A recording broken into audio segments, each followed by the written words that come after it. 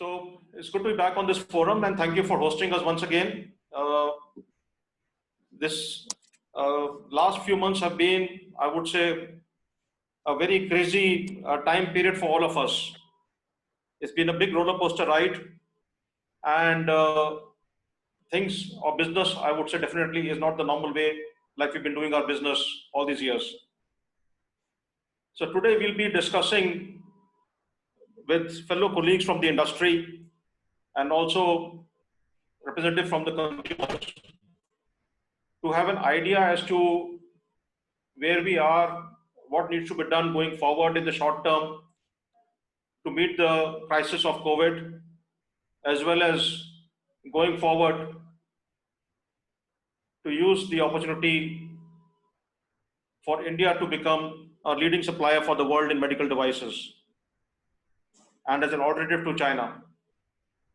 Is it possible? And if so, what needs to be done to achieve that status? That's going to be the objective of this meeting, and that's going to be the discussion points for today. There'll be no presentations. The participants are requested to keep their answers to be short to the point, because then we can cover more questions and more queries and a wider range of topics in the whole session in 1 hour's time. The first concern for me definitely has been that very surprisingly, the market has dropped dramatically in the last few weeks.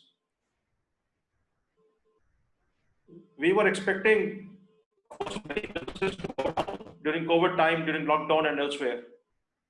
But healthcare was a business and food was one business in essential goods and services that people did not expect a dip. In fact, people were preparing for an unprecedented demand. And that unprecedented demand for the COVID items, when they were quantitatively discussed with IMET and we passed that details to other manufacturers, we did find that yes, there was definitely a need for capacity ramp up in many products like ventilators, and also in the case of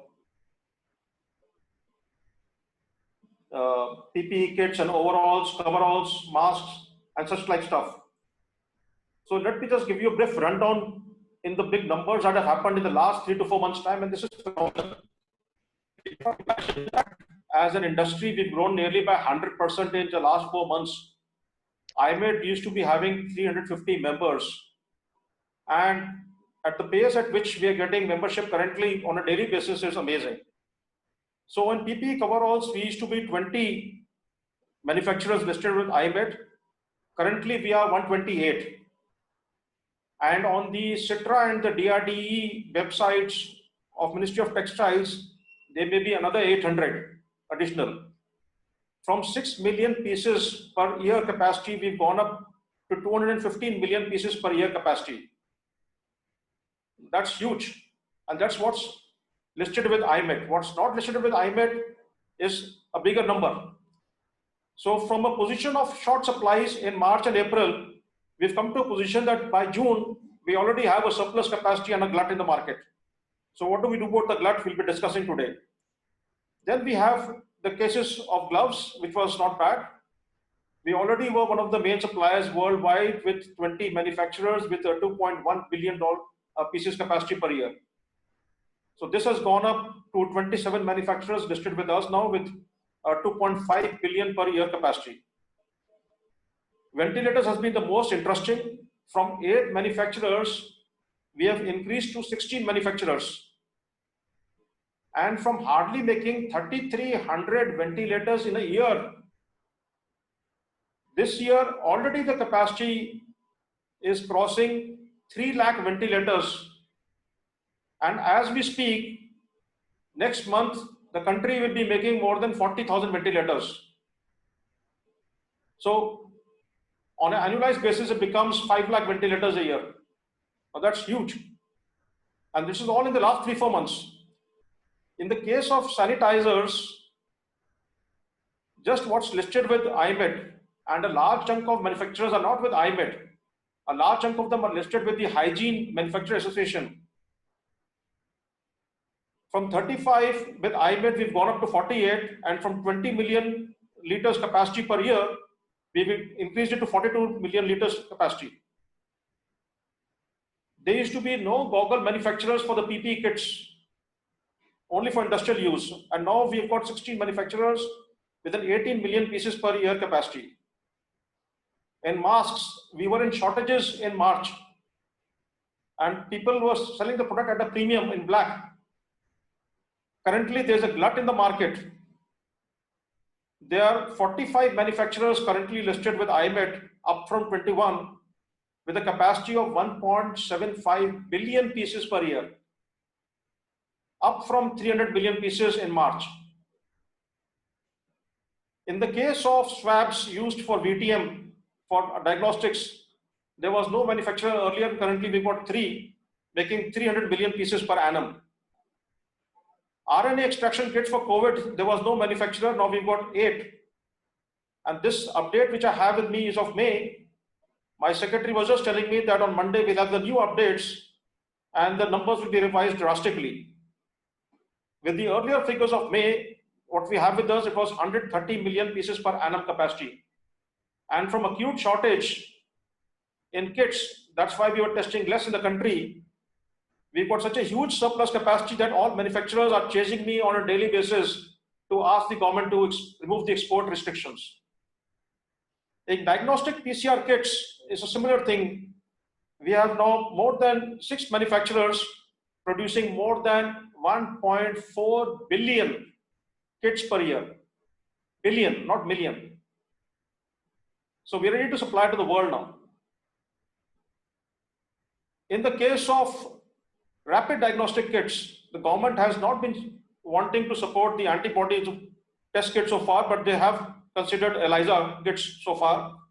So right now there are 2 manufacturers with a capacity of 27 million pieces per annum going up rapidly, and 4 more are lined up. In N95 masks, it's again a crazy scenario. From hardly 4 to 5 manufacturers, mainly catering to the industrial pollution area and hardly anything to the medical, and mainly focused on export market. From a capacity of 14 million pieces per year in February, March, we are currently having a listed capacity of 150 million, 10 times that in the last 4 months alone. And from these 5 manufacturers, we already have 13 licenses with BIS for the ISI mark. And I am informed by BIS that there are 75 more manufacturers who are not listed with iMed, but who have applied for ISI certification to BIS. So you can imagine from 5 to 13, by July, this number will cross 100. That is the rapid increase we are having in production side, and bringing with it its own challenges. So starting with you, Dr. Velu, how did the Indian IVD testing kits manufacturing industry respond to this pandemic? And of course, we have these numbers with us, but can you give me your insights briefly about this? And let me tell everybody also that Dr. Velu's company is one company who has diversified and made practically all the products I just mentioned. I think nearly all of them he's currently making in the last 4 months in his own company. Please go ahead, Dr. Velu. Yeah, thank you, Rajiv. I think for all that we have been doing, particularly you and me know each other for more than almost 20 years. And right from the time we started, I think this has the first 4 months where the medical devices industry is getting its due. And government is also recognizing the possibility and and the capability of medical device industry. Like all you said just now is just a music to my ear. And we know that just when we started in March, we were completely import dependent in the testing kits industry. So when we look at COVID testing, we were importing from China, and we were also told by all these big multinationals, they cannot supply to India because they had their own demands to meet in US and Europe. And that's the first time I think Prime Minister called for a local medical devices company to stand up and produce. And as you said, today we produce almost all of it: ventilators, PPE kits, hand sanitizers, and more importantly, in COVID testing kit, your specific question. Today, I think not 4 companies. No, if you look at my PCR, at least I know 10 companies are producing PCR kits. and probably 30-40 companies are producing RNA extraction and VTM already. So I think it's become a really, it's good if you have more quality manufacturers. As you said, our ambition of being import dependent to import independent can be met. But more importantly, we are all talking about how can India become a global manufacturing destination for medical devices. There hasn't been any other time better than today to demonstrate what the people, particularly the domestic medical devices companies, care for India. So when we have a pandemic or when we have a crisis, we can't look to foreign companies to get us out of the trouble. So I think this is the time Indian medical device companies have stood up, independent of looking at for profits or any short-term gains. Everybody came together, did their bit, and probably came up with innovations, and probably more than that, what you talked about supplies, you did not talk about the costs. When we started actually producing the PCR kits, people were buying it at 1,500, 2,000 rupees per PCR kit. Today, HLL, finally the order was given us to 360 or 380 rupees. So almost the price came from 1,500, 2,000 rupees to 350, 400 rupees. Shows that what kind of impact the medical device industry can make to the overall healthcare provisioning in this country if actually we start promoting domestic medical devices industry more aggressively than ever before. I think it's actually an acid test, and we have actually stood for the actual test as and IMED was in the front fighting and also contributing to this cause. And I'm sure this is a wake-up call to both government and also for our industry to stand up. When we could do all this in 3 months, 4 months, we could probably manufacture anything. It's just starting with COVID testing kits is just a starting point. But just in next couple of years, we can become import independent and become export producing, like what China did 2 decades back. I think we are in the right position to do it if only government policies become a little bit more proactive and more friendly, local manufacturing friendly. We will become not only import independent, also we will become export producing very soon. Thank you, Dr. Velu. Excellent. Very inspiring and motivating for us. Mr. Ganesh Sabat, your company is, of course, more well known for its stents and implants manufacturing. But we understand that the market demand for stents and surgeries has definitely fallen. So can you explain me what's the reason for that? And given that you had staff free from the manufacturing of stents to some extent, possibly, how you've added other products, the COVID products, to your product line? Thank you, Rajiv. Thanks a lot. Very good afternoon, everyone. And Rajiv, before I start, I must say the fantastic work AMED is doing, you are doing, and a lot of these things that has happened, the credit goes to you.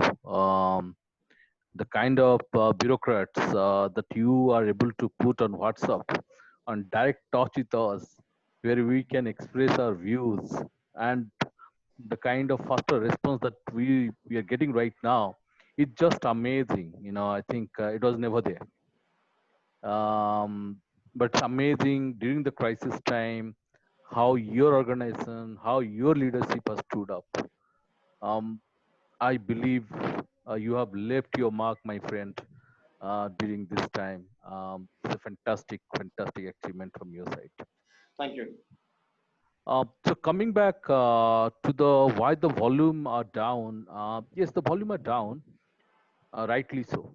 There are two kind of stents implant that happen.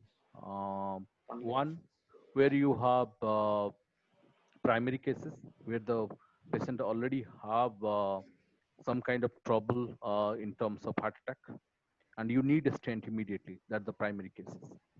And the others are elective cases where you don't need a stent, but you are diagnosed that you might have a heart attack at any point of time. So with medication, you can delay it for 2 to 3 months. You can delay the surgery, the procedure for 2 to 3 months. So what the government did, they said, let us delay the elective cases and let us do only primary cases so that we can use that capacity to treat COVID patient. and rightfully, I know that's the right decision, and we respect that. In India, the cases are down right now. Probably between 40 to 60% of the volume is happening right now from the usual volume that we have seen. But SMT is operating across the world. Um, what we have seen a lot of growth that has happened to SMT during this period from the international market. There are not many supplies that was happening internationally. So SMT kept getting a lot of orders internationally, and we had to keep our factory open. Although there are a lot of challenges that we faced while opening the factory, but the orders keep flowing. Even in India, where the 40 to 60% volume is there, SMT is almost doing its 90% COVID pre-COVID volume. So because we are able to supply, we are able to run our operation. There are not many companies who are able to do it. So COVID-19 has put up a lot of different challenges, but thankfully for SMT, the challenges were there for 1 month. Beyond that, we are back to at our best. What do we do? What we did during COVID-19, we are a very focused player. We are a cardiovascular player, so we didn't want to, diversify ourselves at this stage.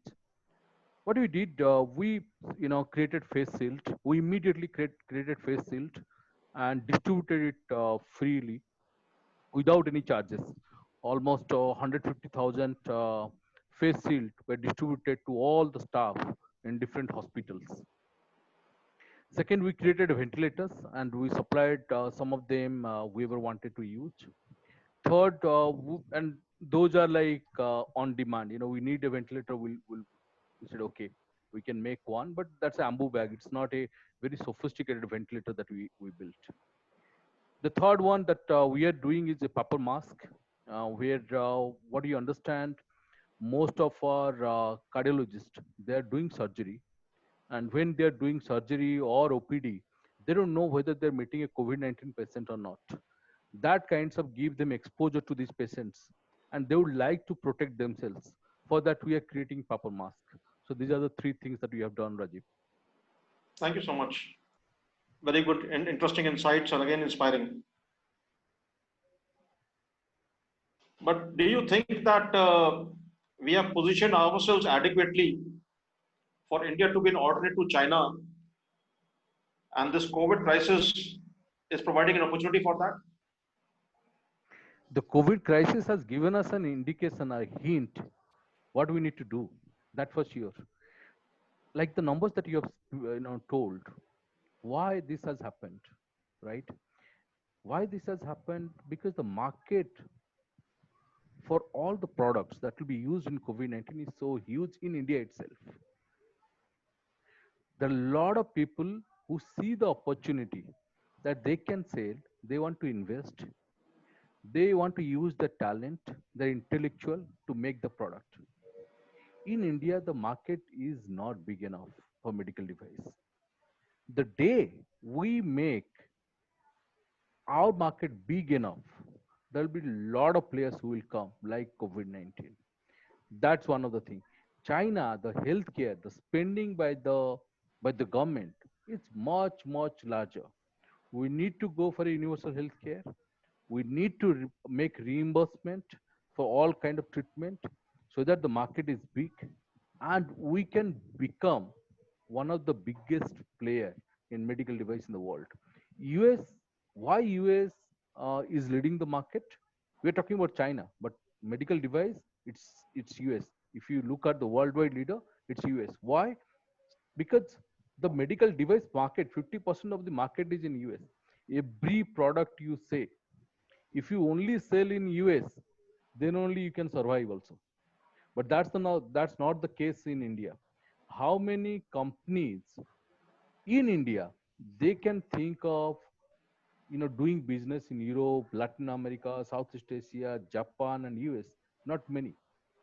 So if there is not a large market in India, they will not jump into it. They will not even dare to do it. Dr. Vinu, your thoughts on the same thing, the same query? No, actually, no. As we say, you were talking specifically about what we should do compared to China, right? Yeah. So in China, as you all know, no, basically we know that there was a lot of support by the government. And if you see actually in India, somehow we have a feeling if something is manufactured in India, it should be much cheaper price.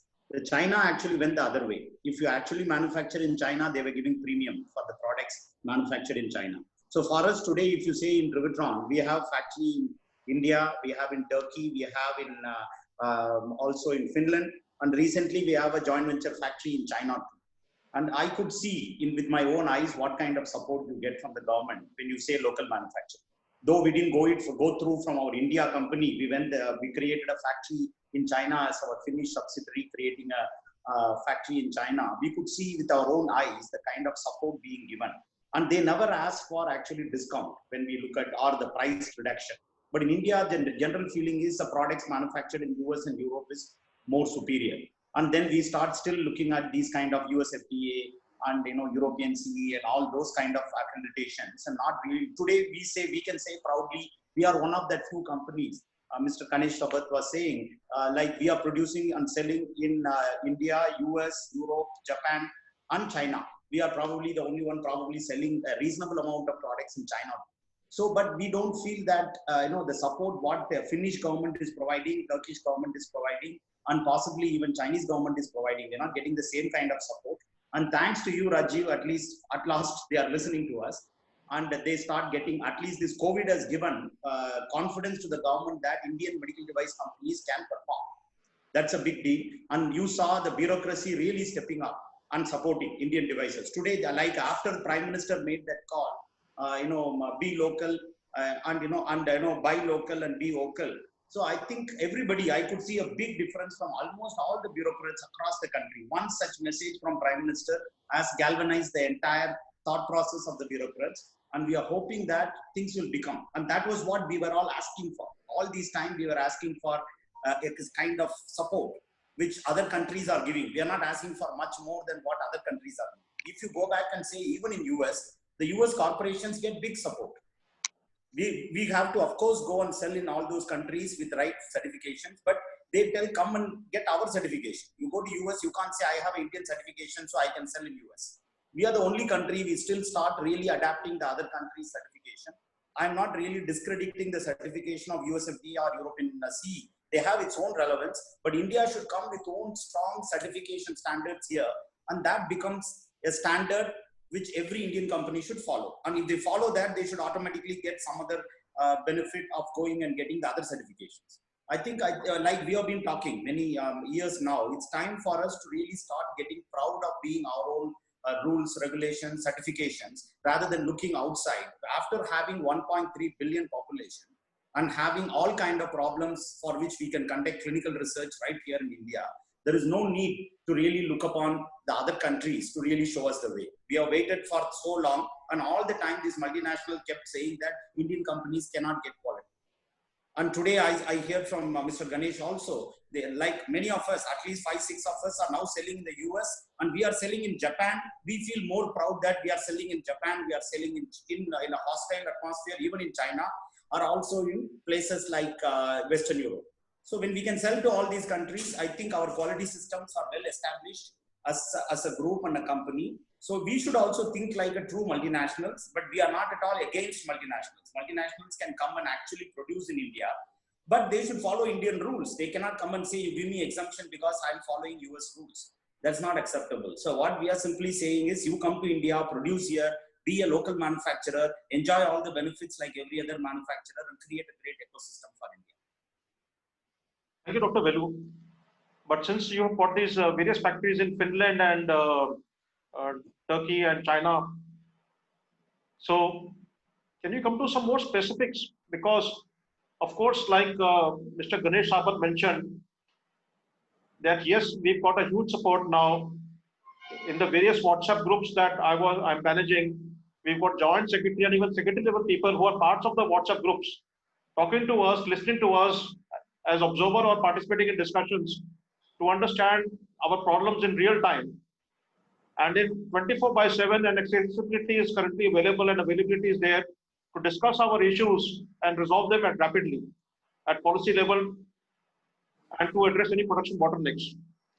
So with this kind of support, of course, available, number one. Number two, a huge demand which was there by 1.3 billion, but not available as a buying power. That buying power demand has suddenly come forward in the last 3-4 months. So that translated into something which was really purchasable power. And that motivated the manufacturers to come forward, and the entrepreneurship gene was released. Now, at the same time, the government has brought the duties down to zero.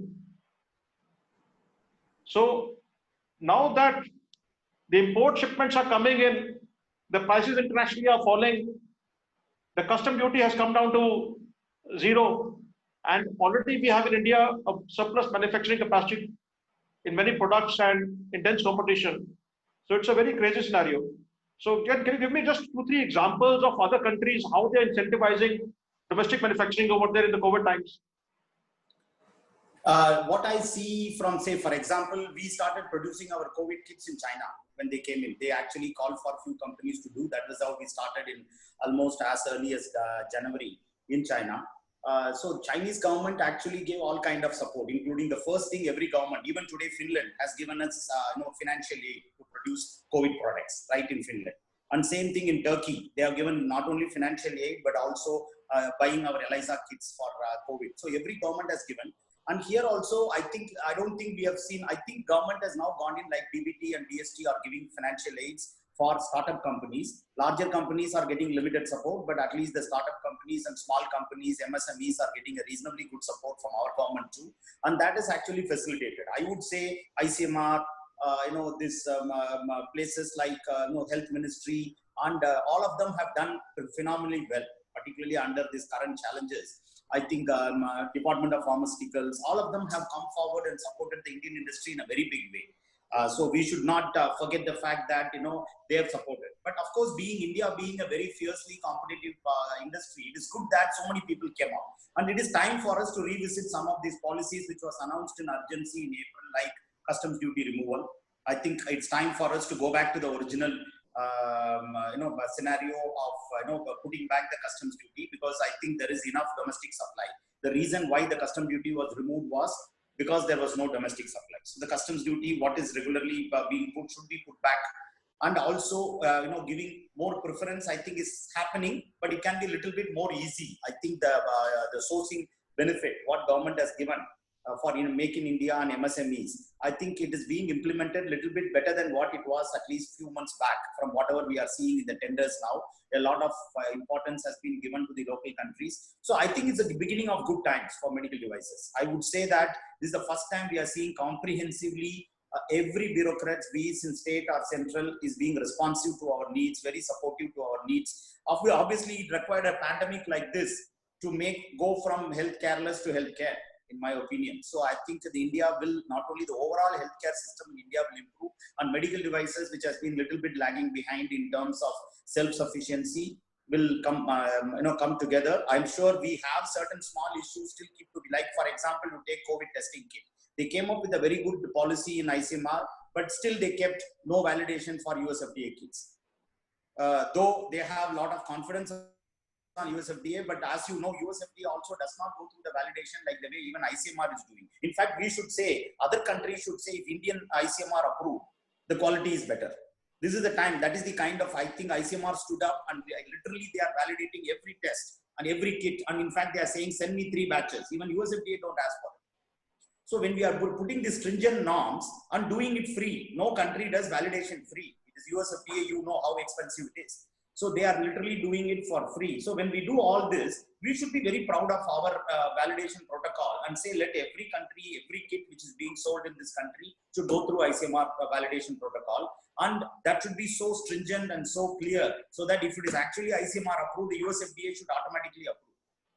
See, if that is the kind of thing, the pride we should get. I think we are on the right track. It's just a matter of we start talking to bureaucrats, and I think they are hearing to us.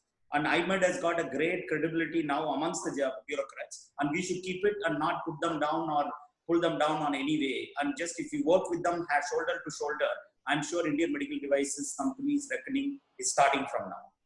Thank you. Thank you so much.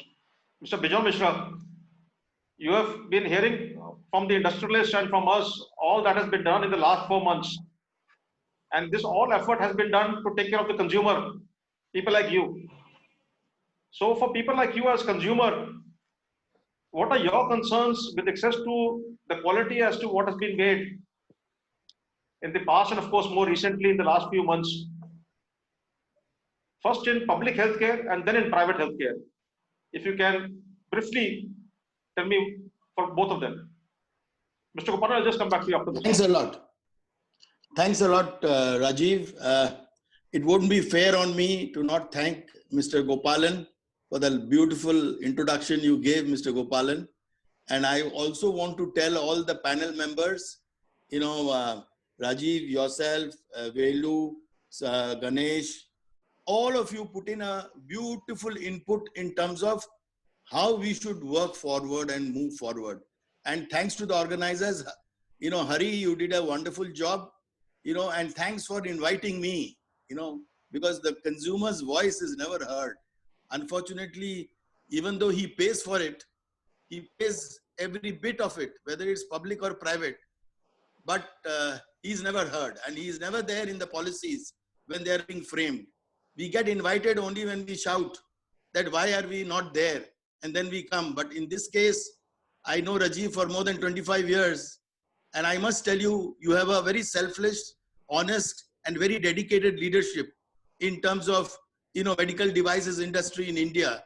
And I salute Rajiv and all his team members for taking medical devices to its next level, which I heard today, which is a very, very encouraging fact which has emerged. You see, as a consumer, what do we look at? We look at that there should be quality and it should be affordable and accessible.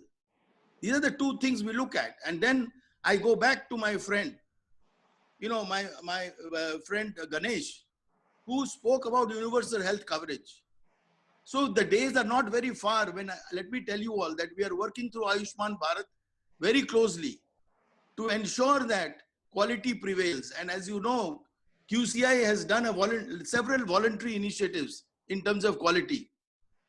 BIS has set many standards in terms of quality of medical devices. We have to make them mandatory. So the first thing is, we must have an exclusive law for medical devices in our country. You see, when you visit the CDSCO website, you find that they are quoting FDA alerts. Ridiculous. They're telling us on alerts which are there in US. I understand that we are importing, but first I want to know what we are manufacturing, whether they are as per quality or not, and whether they need to give us any alert as a consumer to be aware about, or to be aware or beware about certain brands which do not comply to quality. So the first step I would suggest today is that there should not be part of the CDSCO. There should be an exclusive law and a regulator for medical devices in our country. And we should make the world understand that our quality is paramount and there is no compromise. So if anybody has to import into our country, they have to go through the rigors of our quality norms. They also have to go, like I can't export my product to any country because the importing country always puts the issue of quality as paramount. So why not India? So that's my first thing. The second most important issue is, you see, why should we have so many traders in between? Why should there be so many intermediaries?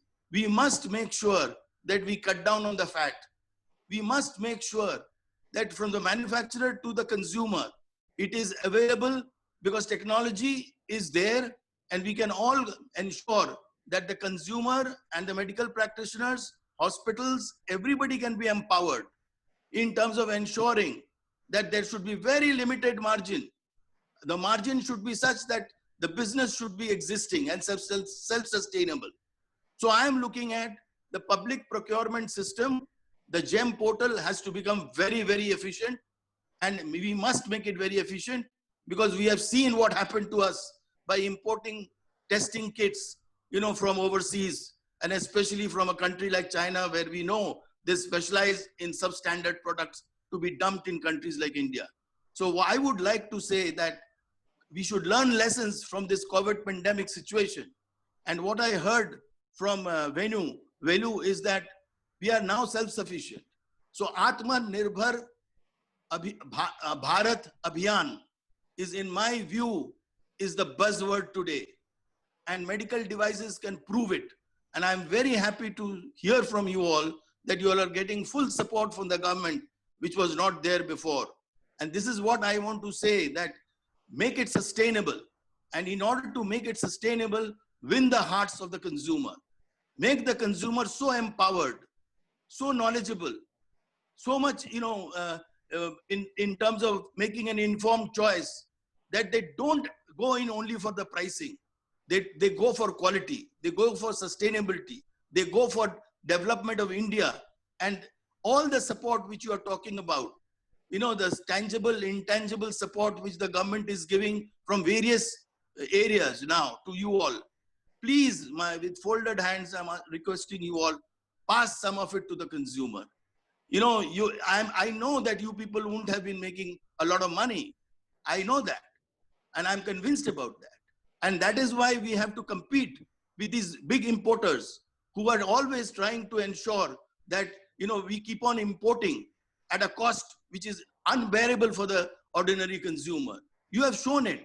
Ganesh has shown it, that how we can be, self-sufficient in terms of, ensuring that the cardiac patients are well taken care in terms of stent, and how we brought down the prices, and how we encourage the regulator to manage the pricing. But what I am all the time believing is, as a consumer, that price is not ultimate. What is ultimate is quality. So we must demand for standard. We must demand for mandatory quality certification. We must demand surveillance in the marketplace. Samples must get collected, tested, reports made public, so that the consumers have faith and trust in the system. And this is where Atmanirbhar Bharat Abhiyan will become successful. Because why we as consumers sometimes suspect? We suspect because we don't believe the system and the process which is there existing today. Let the industry take the lead. And Ahmed is quite capable.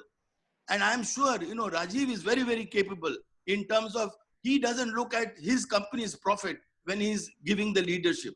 He's looking at overall the welfare of the country and the citizens. I worked with him for 25 years and I know how he works. So I really feel very proud about that. Trade margins have to be getting rationalized, and you as manufacturers must make it happen and ensure that public procurement system becomes robust. I must say, you have to work to ensure that GEM becomes very functional in the coming years. Of course, finally, I want to say, consumer education is ultimate. All of you must dedicate some of your budgets in terms of building awareness within the consumers to make sure they recognize the Indian brands. Today, most of them don't recognize Indian brands. You have to make them popular. You have to tell the consumer that we are there and we are much better than those imported brands. And this you can only say when you build a campaign like Jago Grahak Jago, which we have done. Tell the Consumer Affairs Ministry to build it up, because the money which has been given to the Department of Consumer Affairs is your money, my money. It is our money. Spend that money to educate the masses. Spend that money to educate the people that they demand quality, whether they are in the hospital bed, and struggling for their life, their caregivers must get educated. And with this, I would like to tell you that Quality Council of India is committed. As I am a member of that board, let me tell you all that we are committed. We will go all out to ensure that the Indian medical devices industry gets a lot of credibility in terms of in public face, in terms of public procurement, in terms of even private purchases. And we will encourage you all to the hilt, but you have to walk that last mile to educate the consumer, to make them aware, which is very, very important. And today, you all are at such a good position that even the government has come forward and recognized you. So let us make the Atmanirbhar Bharat Abhiyan a big success, and let us make the self-reliant India to become a true, real front runner in the world. And I again salute you all when I heard today that we are now big exporters of the world, and all the countries are looking at India in terms of accessing products from India because they find it of high quality and competitiveness. Keep it up. If you keep your house intact, if you keep your local citizens happy, you will find the world will welcome you. The world will welcome you only when they hear from people like us that we get quality products at home. And when we say that, then naturally my friends abroad, all my patients organizations all over the world will welcome you all. As it is, they're welcoming you all, let me tell you. So now we have to show our worth. Thank you, Rajiv, for giving me this time.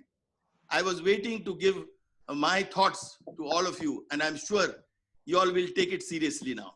No, definitely. We've heard you very well, and all the points that you've raised to have a quality control order by BIS to make it mandatory, I think it'll work very well for items like masks and PPE because that is the need of the hour.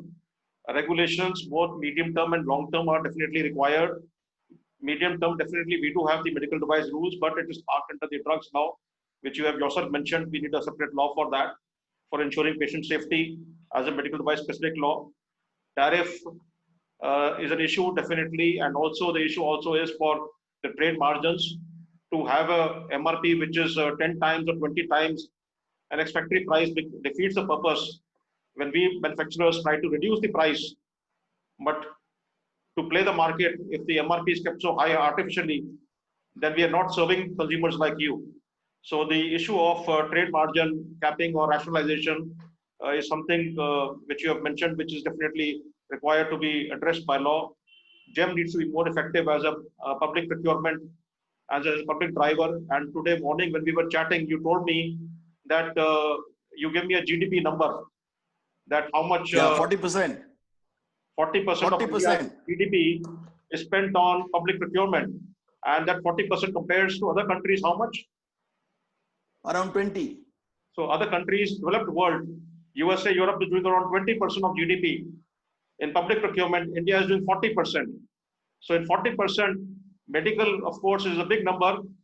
Out of the 1,05,000 crore rupee market, we expect 25,000 crore rupee to be for medical devices. And if that is strategically kept, keeping the domestic industry at an advantage, definitely can be a big Make-in-India driver. And that in terms, when it comes to high volumes, the prices will be more stable and consumers will be getting from that in the longer term. GEM definitely is an issue of concern, and we are in communication with GEM. Next webinar we may be having with GEM, and also on the issue of certification. If you would like to speak, or Dr. Velu may like to speak about the challenges being faced currently about fake certification. So these are being uploaded on the GEM website. Dr. Velu, would you like to speak on that? Yeah, I think that's another thing we have been discussing. I think today people just feel anything except Indian certification is good. So even a fake certificate given in the name of CE, people feel that is a reliable certificate. So first of all, people should know, I think that's the reason every country, if you look at even China, for example, that SFDA, they feel is a very strong certification. So in India, I think we have been talking about ICMED, and we have been talking about now, for example, ICMR, this kind of quality people, agencies have to come in and start certifying products. And that's what we should start using it in at least for Indian public procurement. Relying on even USFDA for that matter just does not really mean that if a product is USFDA, that's meeting the Indian demand for whatever reason. It could be because of our demographics, it could be because of our patient profile. Everybody has to go through our clinical certification in India. I think that should become an absolute must moving forward. Every country is doing it. Even absolutely. Every country is making imported products to go through validation locally. Even in China, for example, if you want to get an imported product into China, it takes anywhere between 3 to 5 years to get approval. Whereas if you want to put a production, that was the reason why even we had to go and put a factory in China to take care of our own market share from our Finnish company. So that probably takes only 6 months. You can get all accreditation. But if you import a product, they want you to go through much more vigorous exercise. One, maybe it can be a non-tariff barrier. US, look at US is one. It is also a kind of a non-tariff barrier because you have to spend a lot of time, energy, more importantly, a large sum of money to get USFDA product. So it's just that these are non-tariff barriers being used by others. That another way is the quality can be, the quality requirement for every country is different, not because we compromise on quality, but our patient demographics is different. Our ecosystem is different. Our climatic conditions are different. All this has to be taken into consideration. That is very true. Absolutely. Absolutely. That is why we got BIS standards. We are not just adopting 100% ISO standard. We need Indian standards to be an adoption or an adaptation of the ISO standards so that they are tweaked for Indian conditions, for Indian needs and usages. There is no point putting a standard for which there is no testing available in the country. So the test, the specification, the raw materials of what is available, based on that, a standard has to be made. And in fact, today morning, Rajiv, I just want to quickly come in. Yes. You know the whole story about the hip joint issue which happened in our country. Yes. And they were all, and how we had to struggle to get the data. Yes. And people come and sell anything they feel like in our country, and then we lean on a data of some other country. That also after many months, still when all our patients have become victims. Why can't we have rigorous kind of a regulation in our country itself and create our own data? The company was refusing to share data with us. The expert group which went into this, and I was very fortunate to be nominated as a part of that group. And I could see the insight in terms of where we are lacking in terms of regulation and regulatory mechanisms in the interest of the country and the citizens. Until date, it is just lying in the various litigations. The consumer is not interested in litigation. The consumer wants relief. The consumer wants relief. The consumer wants remedies. The consumer wants compensation if they have been made victims. And if there is a fault, then you have to admit that we had a fault and we will pay for it to you. It has to come, in an immediate manner. But you see, in our country, it takes years together to get an issue resolved in our country. And that is the advantage where the importers are taking full advantage of our lack of regulation in our country.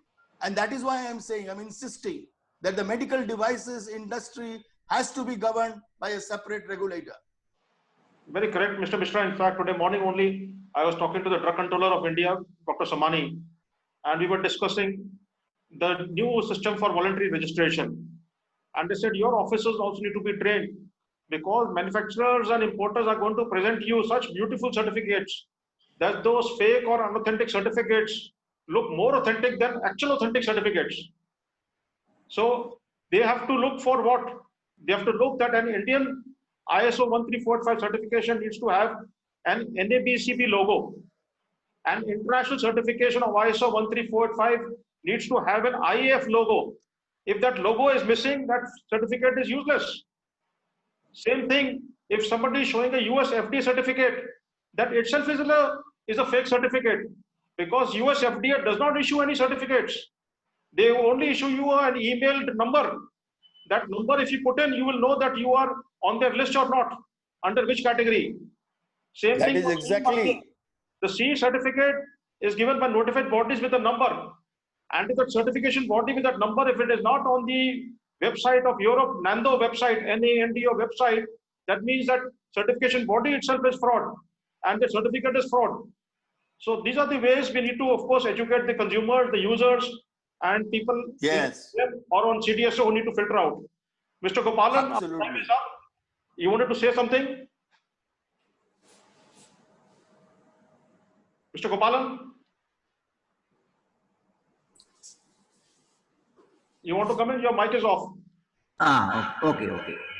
See, so the pandemic has actually has given an opportunity for India to come back with its original resources and other things. We can do a lot of things. Just like that now we have made so many ventilators and all. In the medical device industry, of course, India will come up when a chance is given. Now this is the best chance. Rather than importing various items, we should create, and India government should allow us to make as many devices as possible, just like Make in India. That is my. Thank you very much. Okay. So just to wrap up, I think we are closing and we should not exceed our time limit. Just to wrap up what we've been listening to the wisdom of the fellow panelists, Dr. Velu and Mr. Sabath, of course, have shown the zeal, and the numbers speak for themselves. The facts speak for themselves that India has the ability, it has the entrepreneurship drive, it has the hidden demand. If it can all be harnessed properly, and that zeal can be harnessed properly, any high technology product, even a ventilator, can be made. And people who are not thinking about medical devices, the only industry they would read on the newspapers every day or on television would be about medical devices. So you would hear only gloomy stories about tourism, about travel, about restaurant business, about food business, about even exhibition business. So this was always a challenge. And people said that medical business and food and pharma is one business which will keep on running even in a calamity like this. So let us diversify over here. So even companies like Maruti, who did not know what is a ventilator, are making ventilator. MG tied up with AB Industries and helped them to modernize their supply chain to make high quality products. So there's been a great partnership between small companies and large companies seen. People, startups and big companies have reached out to each other. Even I would tell you on WhatsApp group, people have openly discussed technologies and platforms between competitors. I've never seen this kind of approach before. In PPE garments, complete design patterns on WhatsApp group shown by manufacturers so that the other people who are following, they will not make something wrong, they'll make it correctly. Nobody was treating the other company like a competitor. They all realize that it's a national need, national emergency, and we have to meet the emergency requirement. So we've shown the ability, we've shown the positiveness, and like Mr. Bijan Mishra has clearly mentioned over there, going forward, that quantity needs to translate into quality, patient safety concerns need to be taken care of, consumer protection concerns need to be taken care of. Whether we do it on a voluntary basis or by law is upon the industry and the consumer and the government to think together. The users, of course, doctors are there. We've been discussing them in the last forum which we had over here. So next forum, possibly we can have the consumer and the user together. This time we've discussed the user separately and the consumer separately. Now we can make a meeting of all the minds maybe next time. Exactly. So thank you everybody for patiently listening to all of us over here. We've got many queries over here.